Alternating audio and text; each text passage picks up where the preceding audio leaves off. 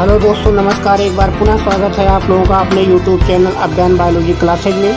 कल हमने allylic gene interaction और नॉन एलिलिक जीन इंटरेक्शन का एक सारांश देख लिया था कि क्या क्या उसके अंतर्गत एग्जाम्पल्स आते हैं, कौन कौन से प्लांट हैं, कौन कौन से एनिमल्स हैं। आज से अब हम उन्हीं का डिटेल अध्ययन शुरू करेंगे। उसमें से जो पहला था एलिलिक जीन इंटरेक्शन, जिसमें सबसे पहला एग्जाम्पल था अपूर्ण प्रभाविता का, जिसे हम कहते हैं इनकम्प्लीट डोमिनेंस। तो इनकम्प्लीट डोमिनेंस की खोज मिराबिलिस जलापा या जापानीज 4 ओक्लाक नामक पौधे में कार्ल कोरेंस ने 1903 ईस्वी में किया था। तो यही क्वेश्चन काफ़ी पूछा जाता है कि कौन सा ऐसा पौधा है जो कि अपूर्ण प्रभाविता दिखाता है, इनकम्प्लीट डोमिनेंस दिखाता है। तो इसका एग्जाम्पल हो जाएगा मिराबिलिस जलापा या जापानी 4 ओक्लाक, या इसी पौधे को गुल ए बास या गुलाबास के नाम से भी जाना जाता है। तो इसके 3 नाम याद रखिएगा, मिराबिलिस जलापा, जापानीज 4 ओक्लाक या गुलाबास, या गुलाबास को तोड़ करके कहीं कहीं गुल ए बास भी लिखा रहता है। तो अपूर्ण प्रभाविता की खोज किसने किया? कार्ल कोरेंस ने। कब किया था? 1903 ईस्वी में। किस प्लांट में किया था? तो मिराबिलिस जलापा या जापानीज 4 ओक्लाक या गुलाबास में किया था। यहाँ पर होता क्या है? कुछ भी नहीं है। जो आपने डोमिनेंस पढ़ा है, लॉ ऑफ डोमिनेंस, बिल्कुल सेम वही चीज़ है।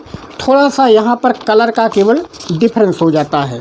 जैसे जब आपने लॉ ऑफ डोमिनेंस पढ़ा था कि अगर यहाँ पर लाल पुष्प वाले पौधों का क्रॉस सफ़ेद पुष्प वालों से करवाया जाता था, तो पहली पीढ़ी में हमको कैपिटल आर स्मॉल आर वाले पौधे मिलते थे।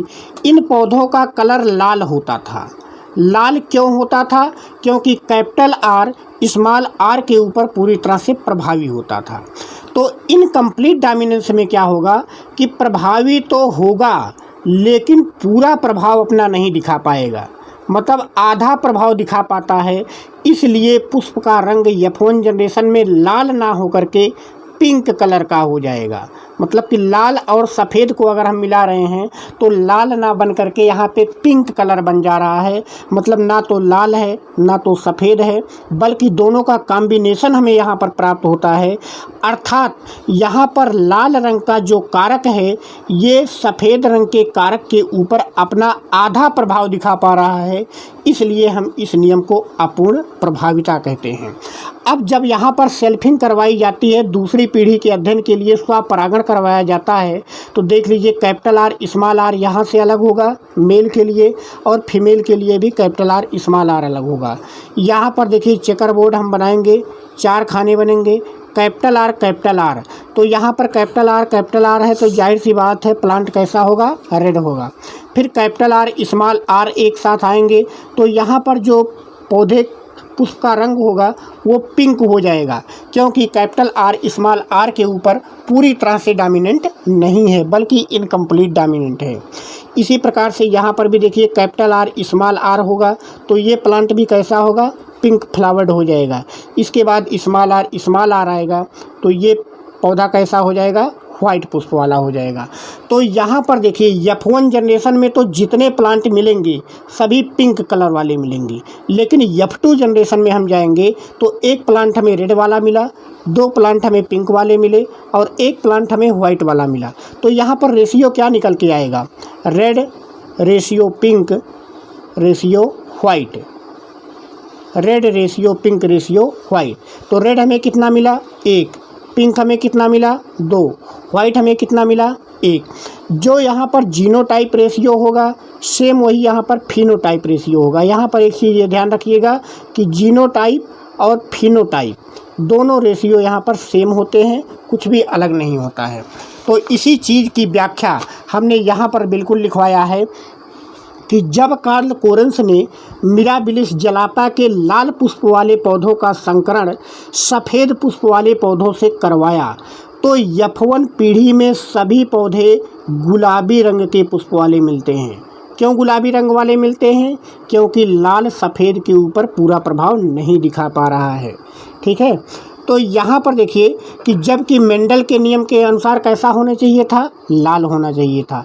तो ये मेंडल के नियम से अलग यहाँ पर अपना लक्षण दिखा रहा है, इसलिए ये हम 9 मेंडेलियन के अंतर्गत इसका अध्ययन करते हैं, या बोल सकते हैं कि मेंडल के नियम का अपवाद है ये। इसके बाद देखिए दूसरी पीढ़ी के लिए जब इस F1 पीढ़ी के गुलाबी रंग के पुष्पों का सेल्फिंग करवाया गया, स्वपरागण करवाया गया, तो F2 पीढ़ी में जो पृथक्करण का नियम लागू हुआ, वहाँ पर एक पौधा लाल रंग के पुष्प वाला मिला, 2 पौधे गुलाबी रंग के पुष्प वाले मिले और एक पौधा सफ़ेद रंग के पुष्प वाला मिला।